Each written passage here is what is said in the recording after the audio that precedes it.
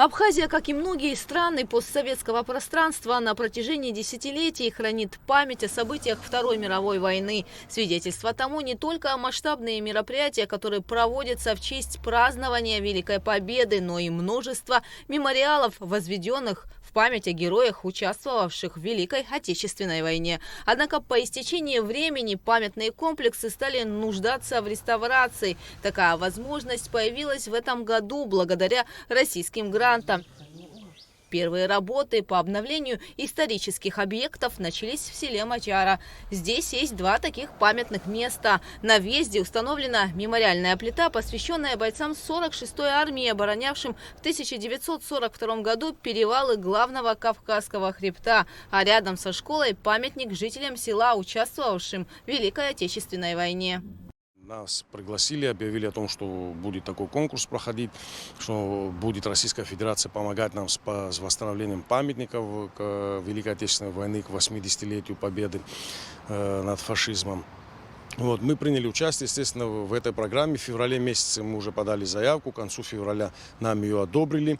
Вот, сейчас уже в марте месяце нам пришло финансирование, мы начали работы, приступили к работам. Вот на этом месте, на данном месте, здесь стоит памятник в честь того, что в 1942 году 46-я советская армия проходила здесь на защиту Клухорского перевала и вот Кодорского ущелья, как вы знаете.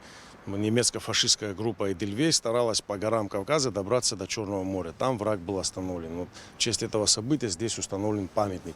Сегодня территорию очищают от мусора и растительности. Ведется реставрация мемориалов. Заменяют утраченные элементы и разрушенные плиты. Работы планируют завершить в начале мая. В первую очередь мы займемся расчисткой самой стелы, потом начнется скульптурная работа по очистке названий, имен. И последующим этапом будем работать над камнем, который уже зацвел, и приведем в порядок.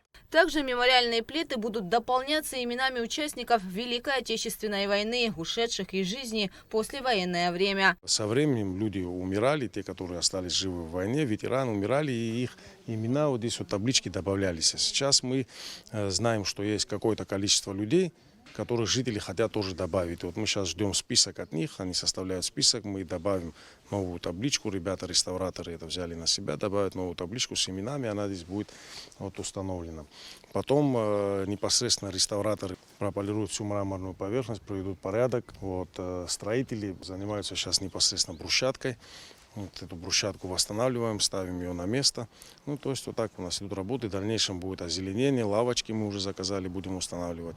Работа идет хорошо. Гранты на восстановление памятников героям получило 71 абхазское село. Финансирование поможет обновить мемориальные комплексы и благоустроить прилегающие территории.